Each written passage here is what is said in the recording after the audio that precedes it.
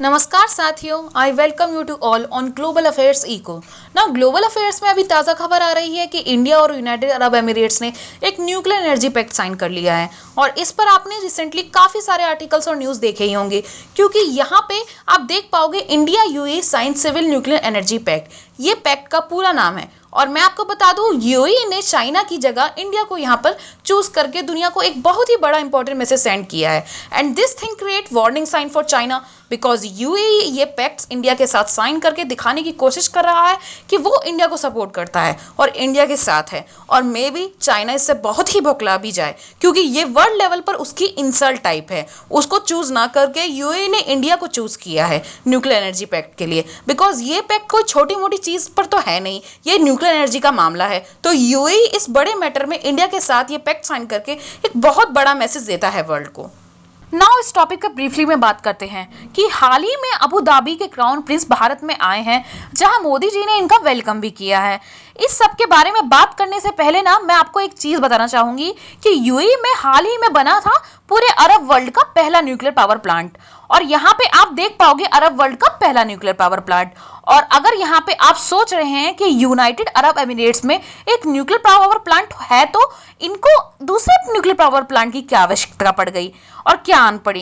Literally इनके पास इतना सारा क्रूड ऑयल है और कच्चा तेल भी है, उसी से बना सकते हैं ये इलेक्ट्रिसिटी। यूनाइटेड अरब एमिरेट्स ने इंटरनेशनल कम्युनिटी को एक वादा किया है कि जो कि वहां वो कह रहा है कि नेट जीरो कार्बन कंट्री वो 2050 तक बना के ही रहेगा। और अभी 2025 चल रहा है और सिर्फ 25 साल ही दूर है 2050। तो आप समझ लिए ऑलमोस्ट आ ही गया है 2025, तो बस 25 साल ही तो दूर है।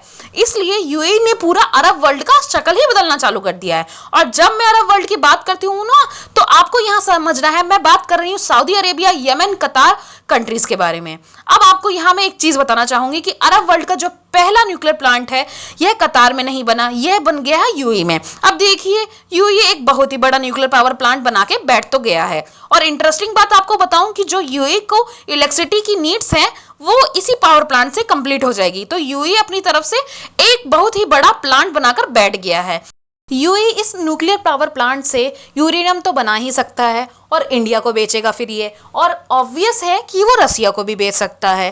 तो इसलिए इंडिया ने इसके साथ न्यूक्लियर पावर पैक्ट साइन करा है, जिसको हम न्यूक्लियर कोऑपरेशन एग्रीमेंट भी कह सकते हैं, जहां पर स्पेसिफिकली जो यूएई का जो यह प्लांट है अरब वर्ल्ड का पहला न्यूक्लियर पावर प्लांट, इसको मेंटेन करने के लिए इंडिया हेल्प करेगा यूएई की। और यहाँ पे आप देख पाओगे प्राइम मिनिस्टर ऑफिस की सीन है कि जब यूएई के क्राउन प्रिंस भारत में आए तो सबसे पहले एमओयू जो साइन किया गया। एक्सपर्ट यहाँ पे कहते हैं कि एक तरीके से आप अगर देखें ना तो यूएई और इंडिया के रिलेशन अपनी पीक पे हैं, क्योंकि जब यूएई पावर प्लांट बनाता है तो यह इनवाइट करते हैं इंडियंस को कि आइए बताइए हमको कैसे इसको करें ऑपरेशनल। और दोनों कंट्रीज के बीच में एक free trade agreement already sign हो चुका है।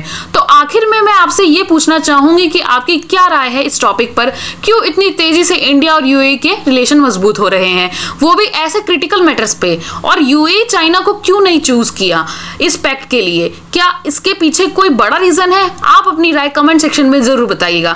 Thank you everyone for watching this video. Stay connected with Global Affairs Eco for more global affairs update.